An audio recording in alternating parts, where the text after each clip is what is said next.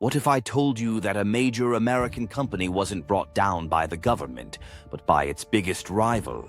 This is the wild story of how a bitter competitor blew the whistle on a massive fraud, sparking an $8.1 million payout and a huge reward for themselves. It all kicked off with a simple lie on a customs form, a lie that let one company get an unfair edge and start dominating a multi-billion-dollar industry. But that lie would unravel most spectacularly, exposing a sophisticated scheme that stretched across oceans and shook the world of international trade.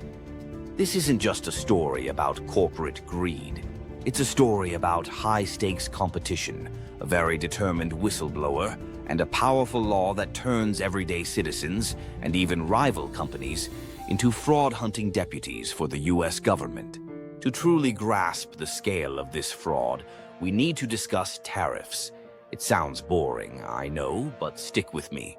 When goods are imported into the US, the government slaps taxes or duties on them. This does two things. It makes money for the country, and it protects American businesses from foreign companies that might try to undercut them with unfairly cheap products. Now, in the world of hardwood flooring, products from China get hit with some steep duties. There are anti-dumping duties to prevent companies from dumping products in the US at below-cost prices. There are countervailing duties, which cancel out any subsidies foreign governments give their manufacturers. And on top of all that, you have Section 301 tariffs, which are basically broad trade sanctions. For a flooring importer, these duties add up to millions of dollars.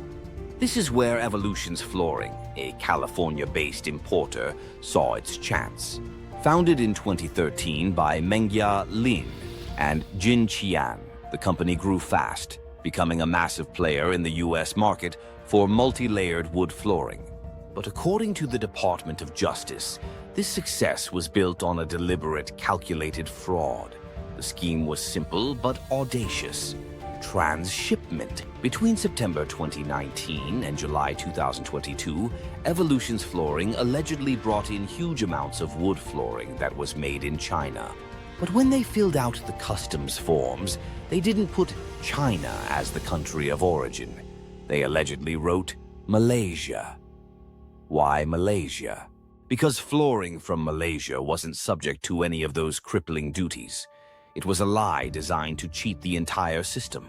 To make the story stick, Evolutions also allegedly faked the manufacturer's name, listing phony suppliers in Malaysia. This whole process, routing products made in one country through another to hide where they came from, is classic customs fraud. By doing this, Evolutions allegedly dodged millions in taxes it should have paid, letting it sell its flooring at a lower price and grab a huge unfair advantage over competitors who were playing by the rules. For nearly 3 years, it seemed to work perfectly. Container after container of Chinese flooring, disguised as Malaysian goods, landed on US shores. The company's profits soared, its market share grew, and its owners probably thought they had found the perfect crime. They were wrong. They forgot about one thing. A jealous rival was watching their every move. Section 2. The Whistleblower, a Rival's Revenge. So, how did this all come crashing down? This is where the story gets really interesting. In most fraud cases, the whistleblower is an insider, a nervous accountant or a moral executive who can't stay quiet. But here, the alarm wasn't raised from inside Evolution's Flooring. It came from their direct competitor. The whistleblower was Urban Global LLC, another flooring importer based in California.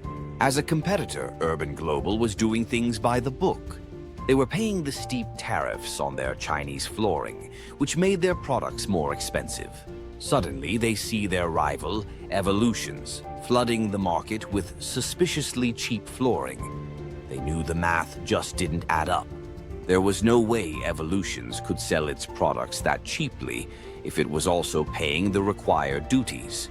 But instead of just complaining, Urban Global did something incredible. They launched their private investigation. Their team started digging.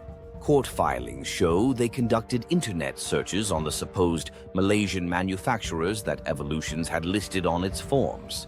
And what they found was nothing. The alleged Malaysian suppliers had no physical offices, no warehouses, and no real flooring factories at the addresses they claimed. This is where one of the most powerful anti-fraud laws in the US comes in, the False Claims Act. This law has a wild provision called qui tam, which lets private citizens or companies, called relators, sue someone on behalf of the US government if they think they're committing fraud. If the lawsuit wins, the whistleblower gets a big chunk of the recovered money, usually between 15 and 30%. Armed with their evidence, Urban Global filed a qui tam lawsuit in August 2020. They took their findings straight to the Department of Justice, essentially handing them a fully packaged case. They alleged Evolutions was running a massive scheme to defraud the US government by dodging customs duties. That lawsuit kicked off a secret multi-year investigation that would bring the entire operation down. For Urban Global, this wasn't just about taking down a rival. It was about leveling a playing field that had been tilted by fraud. Section 3, the investigation and lawsuit. The government steps in. Once Urban Global filed its lawsuit, the case went under seal, kept secret from the public and from Evolution's flooring. This gave the Department of Justice and U.S. Customs and Border Protection, CBP, the time they needed to run their investigation without tipping off their target. And what they found confirmed everything Urban Global suspected. For the next few years, federal investigators pieced the puzzle together. CBP officers analyzed import records and data. The investigation was incredibly detailed, involving CBP experts who examined detained shipments of the flooring to confirm they actually came from China, and even conducting site visits to factories in other countries to trace the supply chains. Investigators spotted a suspicious pattern in trade data that backed up the whistleblower's claims. They saw a sharp drop in declared flooring imports from China, which happened at the exact same time as a nearly identical spike in imports from Malaysia.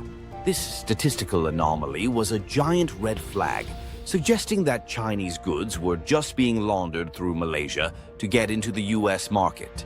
The government built its case on the False Claims Act, which makes it illegal to knowingly lie to avoid paying money you owe the government. In the customs world, every import document is considered a claim. By allegedly lying about the country of origin and the manufacturer, Evolutions was creating thousands of false records. And under the False Claims Act, knowingly doesn't just mean you knew for a fact you were lying. It also covers deliberate ignorance or reckless disregard for the truth. The government alleged that Evolutions and its owners, Meng Ya Lin and Jin Qian, knowingly directed this whole scheme. These weren't just mistakes. They were systematically lying to cheat the system. As the investigation got deeper, the evidence became overwhelming. The walls were closing in. Section 4, the climax, the $8.1 million settlement. On March 25, 2025, the Department of Justice announced the endgame. Evolutions Flooring, Inc., along with its owners, agreed to pay $8.1 million to resolve the allegations that they had violated the False Claims Act. This massive settlement brought the nearly 5-year legal saga to a dramatic end. The government's message was crystal clear. Acting Assistant Attorney General Yakov M. Roth stated, "The department will pursue those who seek an unfair advantage in U.S. markets, including by evading the duties owed on goods imported into this country from China." In other words, customs fraud will not be tolerated. And what about the whistleblower, the rival company that kicked this whole thing off? For their critical role in exposing the fraud, Urban Global LLC received a reward of over $1.2 million, paid right out of the settlement money.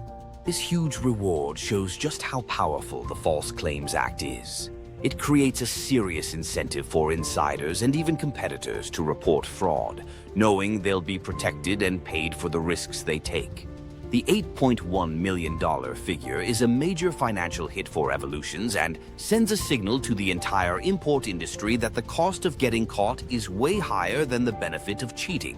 While a civil settlement like this means there's no formal admission of liability, the outcome still serves as a powerful warning.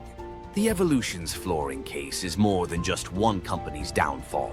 It gives us a stunning look into the hidden world of customs fraud and offers up some key lessons.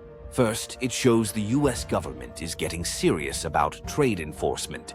That huge settlement warns all importers that trying to dodge tariffs with fake documents carries massive risks, from multi-million-dollar fines to total reputational ruin.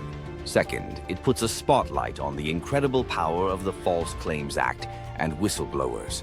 This case is especially wild because the whistleblower was a competitor, proving that anyone with knowledge of fraud against the government can be a force for justice. That $1.2 million reward will definitely encourage others in the industry to keep an eye out for dirty tricks. Finally, this story is a stark reminder of what happens when corporate greed goes unchecked. Evolutions Flooring wanted an unfair advantage, and for a while they got it, becoming a top importer in their field. But their success was built on a lie, and in the end, the system they tried to cheat caught up with them. It shows why fair competition matters, and why businesses should win based on integrity, not on how well they can lie on a form. So, what do you think? Is it fair for a competitor to blow the whistle and walk away with over $1 million? Or is this exactly the kind of accountability we need to keep the market honest? Let me know your thoughts in the comments below. And if you found this breakdown of corporate fraud fascinating, make sure to hit that like button, subscribe, and ring the notification bell so you don't miss our next investigation. Thanks for watching.